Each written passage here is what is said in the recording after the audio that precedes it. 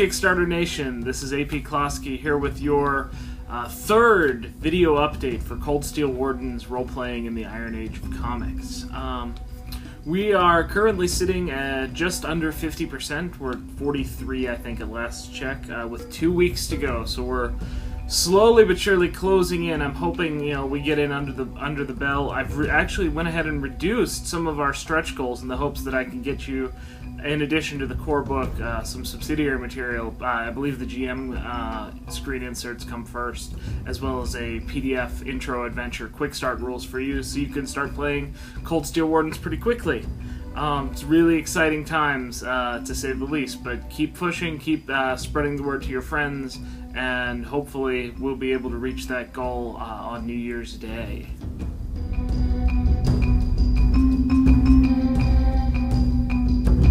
Let's start off with the big news. As you might have seen on our front page, we have a publisher now. Cold Steel Wardens has a tentative agreement with Chronicle City out of the UK. We signed on with them just after our Kickstarter drive started, so this is really exciting times. I've worked with Angus Abranson, the owner of Chronicle City, before. He was my actual first point of contact when I started freelancing for Cubicle 7.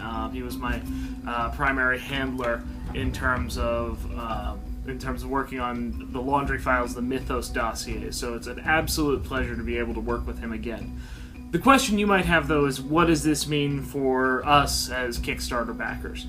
Well, the nice thing is the way the print-publisher relationship works in terms of Chronicle City, I, as the developer of the game, no longer would have to front the money for an initial print run, which means that all the money that I would be setting aside from this Kickstarter drive for an initial print run now goes back into art and layout, which means more art, a better layout, a better index, all the things that make a really solid role-playing book spectacular. All of that gets enhanced because basically I can spend more money on it, provided that our drive succeeds. Again, all of this is contingent, so keep pushing, keep spreading the word, because it's all moot unless we succeed, right?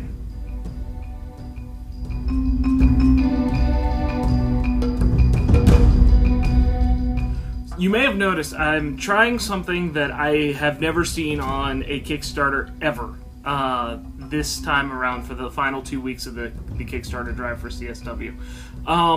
I've instituted what I'm referring to as the Warden's Bounty Program.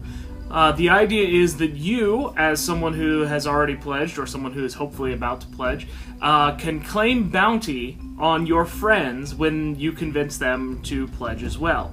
There are some fine-tuned details for it, but the basic premise is that if you've pledged at least at the $10 level, and you convince someone else to do so as well, same at minimum $10, I send you automatically free set of hero pool tokens. I'll talk a little bit about the hero pool in a moment.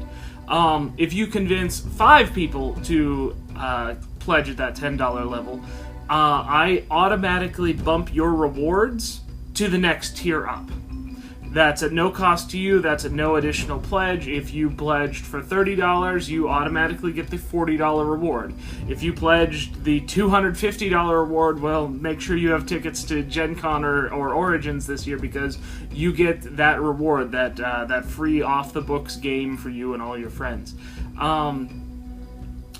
Ideally, you can get both rewards pretty easily. But here's the neat thing. If you and your game group are maybe a little tentative, you don't want to spend a whole lot of money, and that's understandable, it is the holiday season. One thing you can do, if you and your weekly game group or what have you, each provide that $10 pledge, and you have each person, say that you referred them, well, now let's look at the rewards you get. You each obviously get the digital copy for the $10 level, but because you've had 5 people referred, you get both rewards from the Warden's Bounty Program, which means you get a free set of hero tokens and you get a hard copy. So you can you have all the materials you could possibly want to start playing Cold Steel Wardens as soon as it comes out for your whole game table, and that's only at $10 a piece. So pretty economical there. We ended up with a sort of virtual pledge level. So if you haven't pledged yet, now's a great time to do it.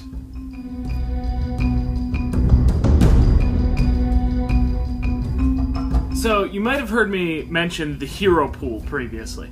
A lot of games are moving towards this. Savage Worlds, one of my favorites, that uses the bennies or fate chips if you use them in Deadlands.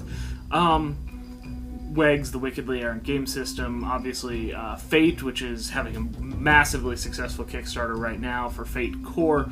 All of these use some type of economy for out-of-game actions, the ability to negotiate narrative control. And for Cold Steel Wardens, I wanted to include something like that, but I wanted the focus to be on investigation. And considering we're dealing with very flawed, very almost tragic or anti-heroes, I wanted us to be able to incentivize the ability to roleplay those.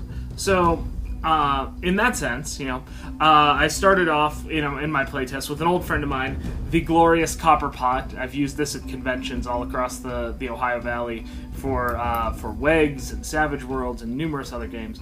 The idea being that at the start of each Cold Steel Wardens game, you drop a series of D10s into the pot, 2 per player. And those D10s have multiple uses. They can be used just straight up to re-roll dice. They can be used to add dice on different tests, including damage tests. You really want to take out that guy? Well, pull some dice from the pool. They can also be used to determine narrative control. So if you find yourself in a sticky situation and want a quick way out, maybe your vigilante, Batman type walks in on a room full of heavily armed guards. Well, maybe you take a few dice out of the pool, and maybe there's a fire extinguisher at the other end that you throw your batarang into, or what have you. Well, that's all well and good, and that's nothing particularly novel.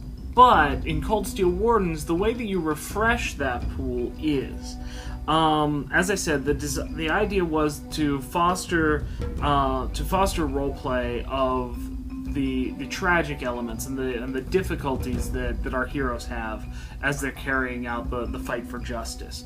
So the idea here is that anytime you have the GM, the Warden, putting your character into a position where their flaws might be taken advantage of, or something that challenges one of their memories, their motivations, or their stances.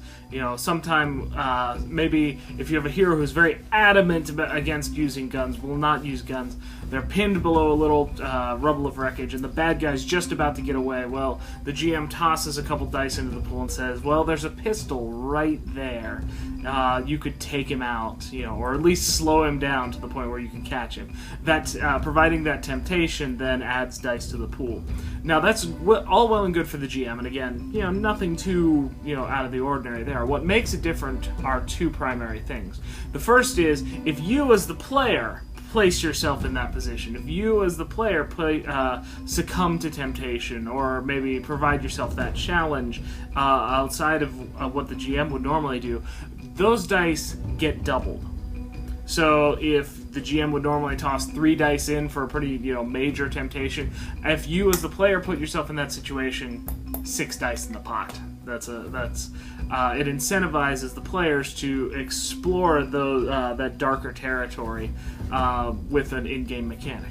Secondly, because all players can pull from that pool, there also has to be a degree of consensus. So anytime any player, including the GM, puts dice or takes away dice from the pool, everyone at the table has to agree. If even one player is out of the consensus, the dice go back, the action doesn't take place. Which leads to a lot of interesting inter-character reactions when you have characters whose stances don't necessarily line up. Maybe you have a character who absolutely abhors guns, but simultaneously is working with a Punisher-type vigilante. Maybe you have someone who has some mob ties and is trying to exploit them, and then you have a character who absolutely loathes organized crime and is seeking to take it down by any means necessary. So because of that, we get a dual type of tension. We get tension between the characters themselves, but also at the table, which provides for interesting roleplay opportunities. I really think the hero pool pushes that sort of narrative control and narrative boundary out of necessarily a standard, GM versus player game, and into one where the players themselves actually begin asking those big questions.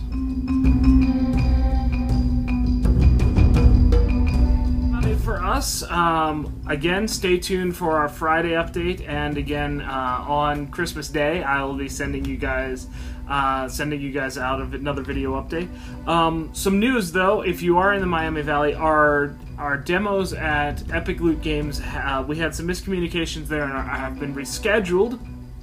If you are free, in fact, and around the Dayton, Cincinnati area, this Saturday, that being the 22nd, hopefully the world doesn't end on us. If you're around with us there, stop by Epic Loot Comics and Games in Centerville, Ohio, and I'll be there from 1 to 5 demoing Cold Steel Wardens. Come on by and get a taste of what we're playing. I'm still looking to potentially set up either an IRC or a Google Hangout set of demos. If there's interest, drop a comment on the comments board. And with that, have a good game.